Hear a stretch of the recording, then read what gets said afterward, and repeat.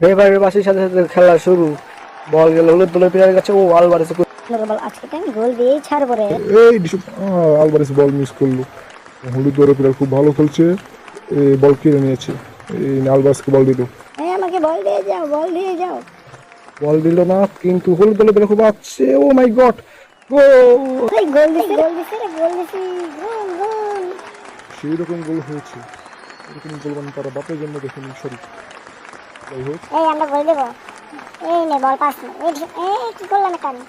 ও Alvarez কি করলো এটা আমিও জানি না, কিন্তু ওরা খুব ভালো খেলছে হলুদ দলের প্লেয়াররা। ওই ডিসুম। এই নে আলভারেজ তুই বল গোল দে। আলভারেজকে ফেলে দিছিস, তোকে ফেলে দেবো দাঁড়া। এই ডিসুম। হ্যাঁ ফাউল ধরেনি, ভালো হয়েছে। এবং আলভারেজের প্রতিশোধ নিয়েছে তারা, কিন্তু হলুদ দল খুব ভালো বল নিয়ে যাচ্ছে। এবার এই এই আবার গোল হতে পারে। সুন্দরভাবে কর্নার কিক করে দিল। আমি আজকে এমন কোন কিক নেবো। এই ডিসুম। ক্লিয়ার করে দিল। ক্লিয়ার করে দেওয়ার পর বল আছে হলুদ দলের প্লেয়ারের কাছে।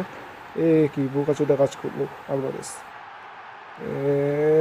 সুন্দর পাস। এরকম পাস যদি খেলতো তাহলে একটা গোল হজম করতে হতো না। আলভারেজ শেষ সুযোগ।